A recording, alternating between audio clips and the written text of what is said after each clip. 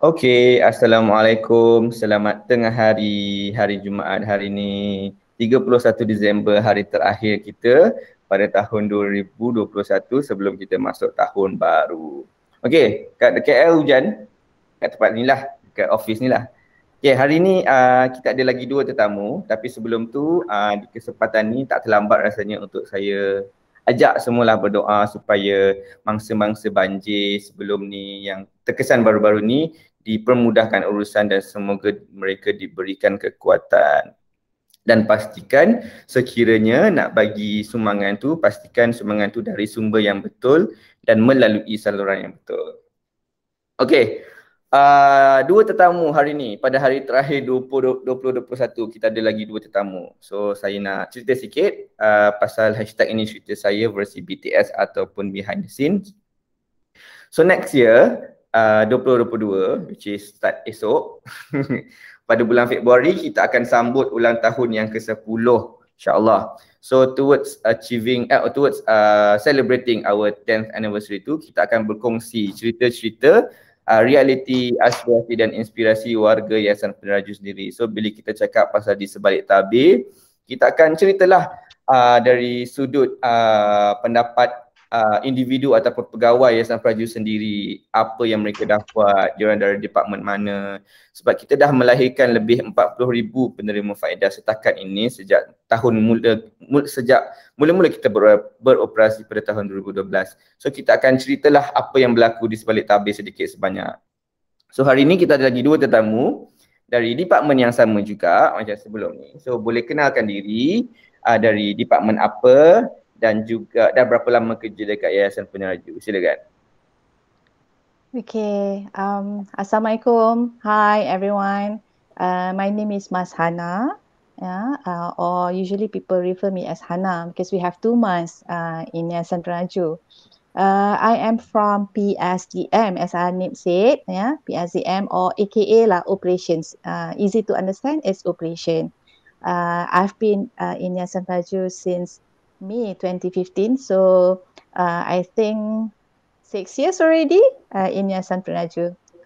Lama dah. Okay, thanks Hana. Yeah. Seterusnya, tetamu kita yang seterusnya. Okay, Assalamualaikum warahmatullahi wabarakatuh. Selamat tengah hari. So, my name is Hana Husna. Dekat YP orang panggil Husna lah. So, I'm from PSDM juga, aka Operations. I've been with Yayasan Peneraju for 1 year and 8 months. About 2 years lah, baru lagi. Okay, so korang ni memang dari unit yang sama kan? I mean dari teras yang sama kan under PSDM? Team yang sama, yes. Team yang sama lagi. Peneraju Tunas. Okay. Hana ataupun Husna, maybe boleh ceritakan sedikit your functions ataupun your roles dekat Yayasan Peneraju and macam mana your roles tu menyumbang kepada operasi Yayasan Peneraju secara keseluruhan. Perhaps Husna wants to start? Okay, so role, okay. Yeah. So my first role in Yayasan Peneraju, I start with being a trainee. I masuk dulu, I jadi trainee dulu, and then coming years baru I jadi program lead lah. As now I program lead lah.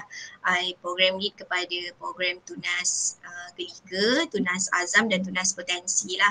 So bawah Tunas team ni sekarang ni Hanif, yang terbaru kita ada dua jenis tunas lah, Tunas 1.0 and Tunas 2.0. So I'm responsible to Tunas 1.0 lah, which is 3 tunas tadi lah. So Tunas Geliga, Tunas Azam dan Tunas Potensi. So what my job role is, I'm managing all these 3 program lah. So as kalau untuk makluman semua, Tunas team ni kita cater program yang target group dia adalah B40.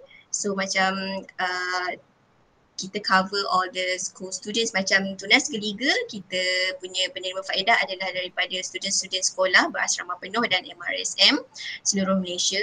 Untuk Tunas Azam pula adalah program yang kita target group kita adalah student-student juga daripada yang duduk di rumah-rumah kebajikan lah. Yang ada sekarang adalah di Sabah, yang tinggal adalah di Sabah, di KL satu dan di Sarawak satu. Untuk tunas potensi pula adalah program yang kita cover university students which is tertiary level lah. So untuk tunas ni what we cover is I'm managing the program, dan the program itself cover untuk macam mana diorang punya pembelajaran lah, educational, diorang punya in term of tuition fee, kita bagi diorang punya monthly allowance, study allowance and all that lah. So that is what I'm managing lah for the tunas 1.0. So untuk tunas 1.0, I think there is no more untuk kemasukan ataupun pengambilan baru lah, sebab tunas 1.0 ni very soon lah akan melabuhkan tirai. Ketiga-tiganya akan melabuhkan tirai very soon lah, so that we cover up the tunas trust dengan tunas 2.0 lah. So maybe nanti tunas 2.0 tu nanti Kak Hana boleh cover lah. Okay, I think that's all. Okay, Hana, maybe boleh cerita sikit your functions kat Yayasan Peneraju, and maybe boleh sambung apa yang Husna share tadi. Satu unit kan? Satu team. Okay, I have been in operation since day one I joined Yayasan Peneraju sebenarnya ya Anip. So I ni memang purely operation punya orang lah. Tak pernah merasa pergi department lain ya. Sentiasa sahaja di operation. Okay, actually so more or less I have to say that I directly involved with the program management ya. So apa sahaja programs yang kita deliver, I kind of like familiar jugalah, especially in Tunas Trust lah, because I've been in Tunas since day one. Since day one I masuk, I memang in operation and memang in Tunas. So Tunas dekat di hati lah, I have to say. Okay. My role in Yayasan Peneraju, being in operation PRCM, Tunas ni because it's a bit different from other trusts. If we were to compare with technology, professional skill, and the latest one we have specialist, Tunas is a bit different because the program we craft it on our own. Technology, professional skill as well as specialist, the programs are standard. Programs memang ada di luar sana, cuma kita akan design how the framework, okay, how do we want to deliver it to the scholars. We will embed sekali the nurture and development program, the soft skills part, but Tunas is not like that. Okay, kalau programs yang under trust lain tu standard programs, recognized by industries, certified by professional bodies. It has nothing in Tunas. We don't have that because Tunas actually we really focus on developing the talents. This is for 2.0 ya. Kalau 1.0 more or less is still the same. As per Husna said tadi, kita ada 1.0 and 2.0. What's the difference? 1.0 are programs that we have started since 2012 up to 2020. And these programs we focus more on academic. The financial aids given, the supports given, assistance given are all skewed to academic routes. To help them with their academic. But in 2.0 we focus on human development or talent development, more into that. Why do we do that? Because other funders, quite a number of organizations out there actually doing the same, giving the assistance for academic, but not much or not many focusing on the talent development. So that is Tunas 2.0 is about. We really focus on developing or giving the skills needed, the critical skills needed in developing the talents. So in Tunas 2.0, we have Tunas Karisma, Tunas Aspirasi, as well as Tunas Gemilang. So we focus kids from challenging background. That's the beauty of Tunas, ya. Other trust tak tengok into challenging background kids, but we do that. Tunas sahaja trust yang memang fokus kepada anak-anak dari keluarga berpendapatan rendah B40 dan juga berlatar belakang mencabar, ya. So inilah beauty of Tunas. Dia punya, sebab tu kami di Tunas ni semuanya ada human touch lebih sikit. Kan Anip, you can see that kan? Ingatkan dia nak cakap muda-muda. Muda-muda, betul juga. Okay. So Tunas, the focus is memang untuk anak-anak B40 dan berlatar belakang mencabar. Kita juga buat untuk mereka yang ketinggalan sedikit lah. We can say that they are a bit left behind. Yang mana ada anak-anak yang tidak bersekolah sebelum ni, sekarang ditempatkan di institusi-institusi tertentu. Kami juga ada program tu melalui Tunas Gemilang. Ya. Tunas Karisma lebih menumpukan kepada anak-anak di IPTA yang mana dari golongan B40 juga, tapi kita tolong dengan memberikan digital literacy yang in demand, yang memang sangat diperlukan sekarang, which is the data analytics, ya. And then aspirasi is actually a preparatory program for those who have just completed SPM, for them to enroll into university.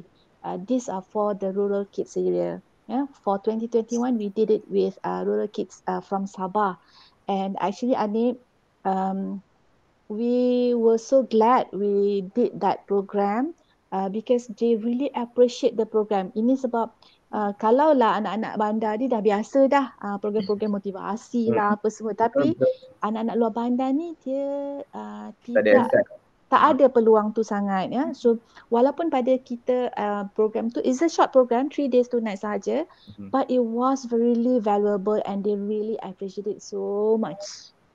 So I think that will be all about Tunas, that I think memang kita semua in Yayasan Peneraju memang kita admit lah, ya, Tunas ni something yang dekat di hati, ya.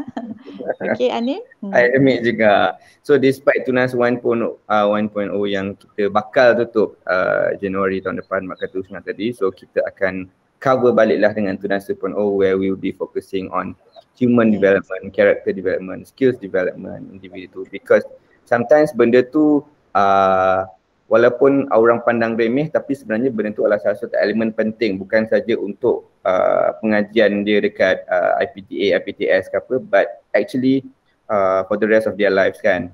Exactly. Alright, thank you Hana.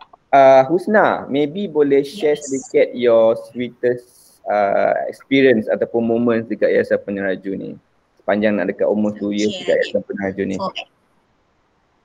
Okay.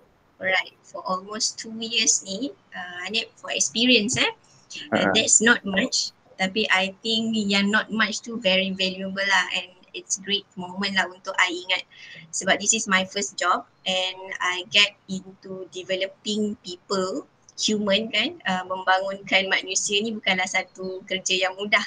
So that in Yayasan Peneraju I have that opportunity lah untuk with Tunas team untuk membangunkan the students kan, penerima faedah. So I think the greatest moment I have so far bila I dapat turun on the ground for the program in Keningau untuk program aspirasi, which is SPM level lah. So that dekat sana, for your information, Adib, untuk sampai ke tempat program sahaja it's a very long journey. So that bayangkan student-student yang anak-anak budak-budak yang duduk dekat sana tu macam mana punya jauh diorang punya tempat tinggal tu kan. To get untuk ke tempat program sendiri pun kita kena pick up them one by one, kena tunggu dekat checkpoint and all. So however, macam mana pun diorang still coming for that. Diorang nak jadi kita punya penerima faedah. They happy to have that program untuk themselves kan. So that we are offering untuk buat program 3 days 2 night. kita kumpulkan anak-anak ni dekat satu tempat lah, ada contohnya resort ke, ada tempat-tempat yang macam ada kemudahan lah. So sebab kita tahulah dekat luar bandar ni susah kita nak cari tempat-tempat untuk buat program yang lengkap, dia punya accommodation dia lengkap tu susah lah. So that bila kita kumpulkan diorang dekat satu-satu tempat untuk deliver kita punya program, they are very happy. Diorang jumpa kawan-kawan yang daripada sekolah-sekolah yang lain, ataupun contohnya diorang daripada ada yang buat STPM, ada yang dah masuk IPG, SPM lever kan. So that mereka berkumpul dekat situ, okay dia ni daripada mana, sebab diorang biasanya kebiasaannya berkomunikasi ataupun diorang punya environment adalah kawasan yang samalah, sekolah dekat situ, rumah dekat situ kan. So bila kita bawa diorang keluar untuk prepare, program tu adalah prepare untuk diorang keluar kepada tertiary level. So dekat situ kita dah membangunkan diorang punya social skill jugalah sebenarnya. So selain daripada kita membangunkan social skill dekat situ, kita bagi juga input-input macam yang Kak Hana sebut tadilah, literacy, computer literacy kan, data analytics, macam basic-basic how to use computer punya apps apa semua. So sebab benda tu akan diguna pakai nanti kan, kemudian bila diorang masuk belajar ataupun dekat STPM sendiri diorang akan gunakan benda tu. So they are very happy dapat laptop dalam satu kumpulan tu, dapat satu laptop share pun diorang dah seronok, dah very responsive. Macam Kak Hana cakap juga, kalau budak-budak dekat bandar ni diorang dah biasa dapat program-program motivasi ataupun berkumpul, duduk dalam dewan-dewan besar ni diorang dah biasa. So that great experience for me untuk turun sendiri on the ground to see the kids from rural area, very rural lah, I can say very rural, sebab nak balik tempat diorang pun kena guna 4x4, nak ambil pun kena guna 4x4. So diorang tak boleh balik dan pergi dan balik sendiri, macam tu kan. So bila jumpa diorang tu, diorang very responsive, seronok. I sendirilah, I sebelum-sebelum ni pun masa kita belajar pun kita ada macam pernah pergi the program kan, uruskan program. Tapi yang ni vibe dia lain lah, dia rasa macam diorang sangat menghargai apa yang kita bagi, macam tu lah. So diorang pun happy to receive apa yang kita offer to them. Macam tu lah, the acceptance untuk YP punya program tu baguslah dekat rural area ni. Sebab macam Kak Hana cakap, tunas ni kita touch untuk orang-orang yang latar belakang dia mencabar kan. So that bila dia receive something tu, they very appreciate benda tu. So benda tu I think that's great experience lah, bila kita managing that things dan kita dapat a good feedback and response. Benda tu I think it's great lah untuk I sendiri dan I think untuk Yayasan Peneraju juga. Okay, betul lah tu. I mean, bila kita dapat something yang kita tak pernah dapat tu, kita rasa happy. And then bila kita tengok orang lain happy, kita pun rasa happy. Being a part of that journey tu buat kita rasa special tau sebenarnya. And I suka bila you cakap bukan senang nak membangunkan orang ni. So Kak Yayasan Peneraju selalu guna kita, it's a human capital development kan. So kita nak membangunkan Bumi Putra Talents ni dari seluruh aspek. So Peneraju Tunas ni is really macam Hana sendiri close to heart lah kan. Close to heart, betul. Hana, your sweetest memory dekat Yayasan Peneraju. Okay, sweetest memories. Okay. Ada banyak memorable moments lah in Yayasan Peneraju, because dah quite some time kan di Yayasan Peneraju. Cuma belum jadi tugu lagi lah dekat Yayasan Peneraju tu kan. But actually memorable moments to me when I can see progress of scholars or success of scholars lah. That will be my most memorable moments, yeah. Not only bila macam contohnya betul lah kita happy bila tengok pelajar tunas potensi graduate kan, dapat anugerah dekan, dapat award, gold medal award of the university. Itu semua memang memorable moments, sebab kita dapat tengok kejayaan dia kan. Betul. Tapi apart from that, I am actually lebih rasa tersentuh ya, when I can hear what they really said it from their heart. Okay, for example lah, I give you one example. There was one event I had to attend, which I engaged school kids, primary school kids. Okay, primary school kids. So I had session with them. But since ramai, there are 100 over of kids, so I brought two scholars with me. Yeah, two tunas geliga scholars, not even tunas potensi, tunas geliga scholars. As you know, tunas geliga adalah pelajar-pelajar sekolah menengah. Yeah, and these tunas geliga scholars are not yang from very outstanding school macam Alam Shah ke Sri Putri ke, no. Okay, because the event took place somewhere in Baling, yeah, in Baling, Kedah. And then I gave them opportunity to speak to the kids, yeah. And it was not scripted. It was not scripted. I didn't tell them what do they want to say, and they don't have to tell me first what they don't want to say. So, and I'm glad actually I gave them the opportunity to speak to the kids, because I actually can really hear myself what do they thought about the programs that we gave to them. Yeah. For this is Tunas Geliga. So this boy spoke to the kids. He said, abang dulu pemalu sangat orangnya. Kalau dalam kelas, abang duduk kelas belakang, duduk tempat belakang sekali. Kalau cikgu tanya pun abang takkan jawab. Panggil pun abang takkan sukarela. Abang memang tak nak buat apa-apa. Tapi daripada program Tunas Geliga yang Yayasan Peneraju berikan, abang belajar membina keyakinan diri. Abang belajar macam mana nak berkomunikasi dengan baik.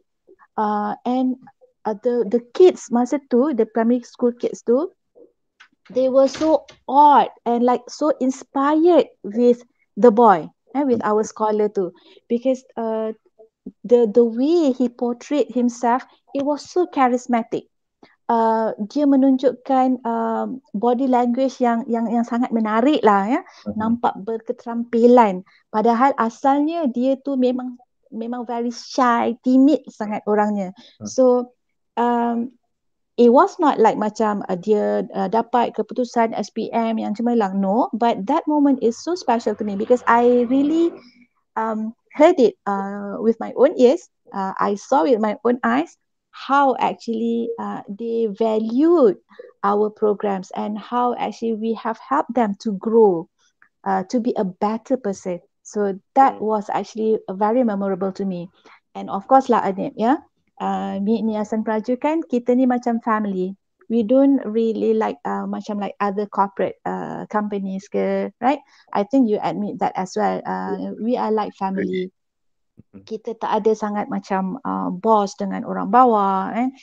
We always like family. So I love to be in this kind of family-oriented culture company, and that makes actually very hard for me to leave Yayasan Peneraju because I always have you know, kita bekerja dekat, sangat dekat, and just to share with you, yeah. There was one of our ex-colleague, he resigned a few years back. He left us a few years back. Kebetulan on the last day tu, on his last day, we had main bowling. So we asked him to make a speech lah, to give us a speech kan, farewell speech. So he said, I came to Yayasan Peneraju looking for a job. But what I found is actually family. And he cried so badly on that day. He's a guy, but he cried so badly for leaving us. How close he is with everyone. So I love that of Yayasan Peneraju. The way we have the scholars, not only financial aid, we don't just give money to them, but we really do develop our scholars and then the culture of family that we have in Yayasan Peneraju. So those are memorable moments for me. Yeah, I agree lah on both. The first one is when we see in front of our eyes the development and the progress of the scholar sendiri kan, benda tu buat rasa kita, wah aku jaga budak ni dari mula-mula dapat sekolah sampai jadi macam ni. Kita jadi bangga kan. Yes. Kat baling tu, I rasa macam familiar ke kat baling tu. Yes kan. How kita travel so far pergi sana Yeah. kan. Tapi uh, but the satisfaction tu lah kita dapat bila kita tengok sendiri how scholars develop, Penat progress travel kan. pun hilang. Yes, kita pun happy kan. Betul. And then the second one when you said about family dekat Yayasan Peneraju ni, I agree juga benda tu. Because the culture dekat Yayasan Peneraju ni, it's different tau. dia macam lain macam sikit culture dia. Yeah. Betul. Kerja and then kita, benda tu macam kita, we are one family. There's one statement lah masa dulu my ex colleague beritahu, dia kata tempat jatuh lagi ni kenang, ini kan pula tempat di mana rakan sekerja jadi ahli keluarga. I suka sangat itu. Alright, thank you so much Hana dengan Husna. Okay, any last word towards Yayasan Peneraju ataupun kepada scholars?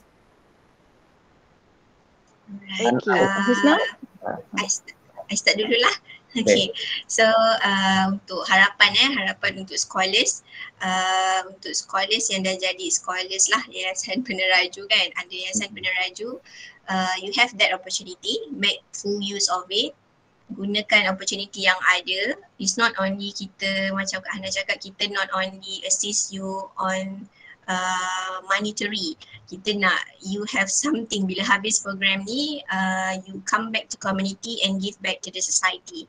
Sebab itulah yang kita nak sebenarnya, sebab giving money, lepas tu kita tak nak lah the money just waste there. So kita nak you develop something from this program, and then when you finish or complete this program, and then go back to your society or community and give back to them lah. As well, bila kita dah develop you, I really wish that you bring up yourself well, bawa Yayasan Peneraju, bawa nama Yayasan Peneraju out there dengan baik, so that bila orang tahu you are charismatic, macam Kak Hana cakap tadi, bila you charismatic and people know that you are from Yayasan Peneraju scholars, that will bring a good name lah to Yayasan Peneraju. So nanti orang lagi not only respect you, but Yayasan Peneraju as well lah. So for my wish for Yayasan Peneraju, coming years, dah 10 tahun, I really wish Yayasan Peneraju have a very larger scale to have the Bumi Putra, as macam kita tahu keadaan sekarang ni ramai yang perlukan bantuan dekat luar sana. So that I wish kita punya operation ataupun kita punya Yayasan Peneraju lah will cater larger scale of Bumi Putra in terms of helping them to build the capacity, or not only kita giving money lah, kita nak build the character and as well capacity for them. So that's all my wish lah for Yayasan Peneraju and the scholars. Hanif. Alright, thank you so much Husna. Hana, any final words? Okay, I have wishes for scholars, for Yayasan Peneraju, and actually for myself as well. Yeah. Okay. For scholars, of course, like Husna said, please utilize the golden opportunity given to you. Okay, gain the most knowledge, skills that you can grasp. Yeah, and please contribute back to the nation, to the country, because the ripple effect that we expect from you, we want you to help back. Especially, please help your family. Yeah, please help your family. And then contribute back to the nation, to the country. And for Yayasan Peneraju, of course, I wish Yayasan Peneraju will be soaring higher and higher to produce more success stories, greater scholars, and I hope the culture of family stays there as well. Yeah. And for myself, I wish I can be part of that journey, of course. And I wish to every one of us Happy New Year 2022. Alright, thank you so much Hana and Husna for the sharing for today's episode. Okay. Itu saja setakat ini. Kita berjumpa lagi di hari Isnin depan. Dah masuk tahun baru dah. Okay, untuk program-program yang sedang dibuka, boleh layari laman web kita www.yayasanperaju.com.my ataupun follow social media kita. Okay, last but not least, selamat tahun baru 2022 kepada Husna, Hana dan everyone. Alright. Okay, terima kasih banyak. Bye. Thank you, Ani. Bye. Happy New Year. Assalamualaikum. Happy New Year. Bye.